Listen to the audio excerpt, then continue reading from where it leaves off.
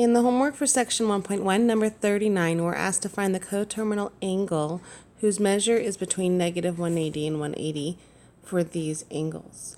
So when I think coterminal, I can have an infinite number of coterminal angles, but only one of them is going to be between 180 and negative 180.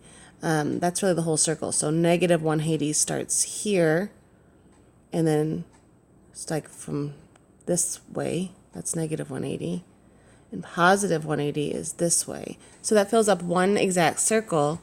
So somewhere in those degrees, it's basically going around the circle no more than once. So it's the smallest possible number that's coterminal with that angle. So I know I can add or subtract any multiple of 360 to get a coterminal angle. But I want to get that number to be smaller. So it's in that interval of negative 180 to positive 180. So I'm going to go take, so for number 39, I'm going to take that 425. And I want to make it smaller, so it's less than 180. So I'm going to start by subtracting 360, one multiple of 360, and see if that's going to be small enough. So I'll get my calculator out.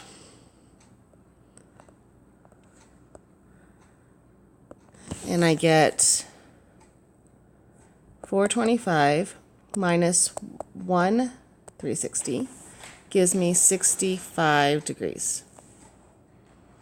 And that's in that interval of negative 180 to 180. So this one's good. So I'm done. Now if I look at, let's do one that's not from your homework. 44. Let's try number 44. If I had tried that same thing with 44, I would have had a problem, because if I subtract 360 once, I get, let's see, 1140 minus 360, 780. Well, that's too big. So I still need to get it further down, because it needs to be between negative 180 and positive 180. So I'm just going to keep subtracting 360. Now I can see that's going to be 420. Still, it's not small enough, so I'm going to keep subtracting 360. I can subtract 360 as many times as I want until I get to a number that is between negative 180 and 80. So I did it 3 times. So I basically subtracted 360s, and I'm left with 60 degrees.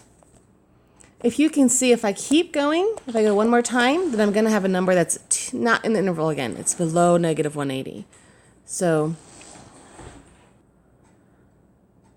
we know that there's only one number that's going to be correct. So that's why when they say that find the coterminal, there's only going to be one angle that's in that interval and is also coterminal.